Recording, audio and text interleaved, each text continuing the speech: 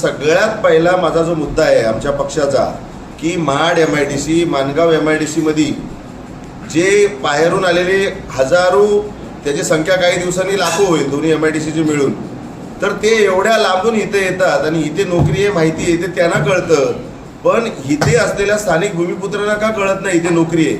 मग ते आज मुंबई शहरात जातात. आज त्यांना विरारच्या पुढे जावं लागतं.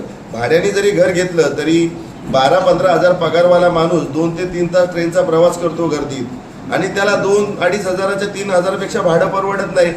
मग पहिली जशी लोक भाईंदर विरारपर्यंत जात होती, आता तिकडेही नाही परवडत. आता त्याच्या पुढे गेली, इकडे कल्याण डोंबिवली दिवापर्यंत राहत होती, आता इकडेही परवडत नाही.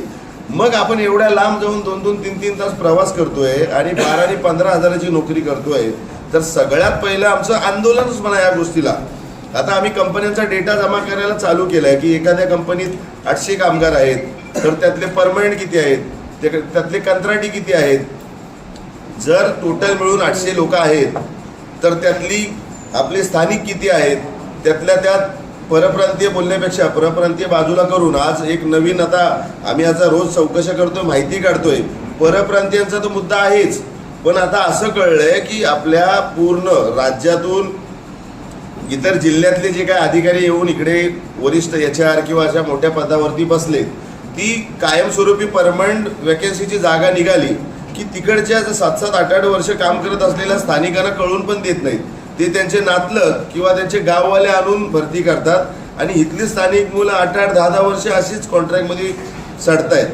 तर ह्या सगळ्या गोष्टी आहेत. तर सगळ्यात पहिला माझा मुद्दा आहे की भूमिपुत्रांसाठी रोजगार आणि या MIDC मध्ये जी काय चाललेली मनमानी आहे.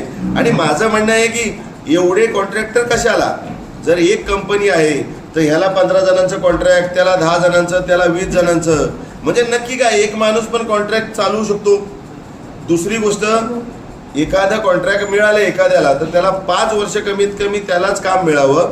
कारण का, त्याच्या अगोदर जर त्याचा कॉन्ट्रॅक्ट गेलं तर मुलांची ग्रॅज्युएटी जाते. कॉन्ट्रॅक्टर म्हणतो की 5 वर्ष तुला झालीच नाहीत.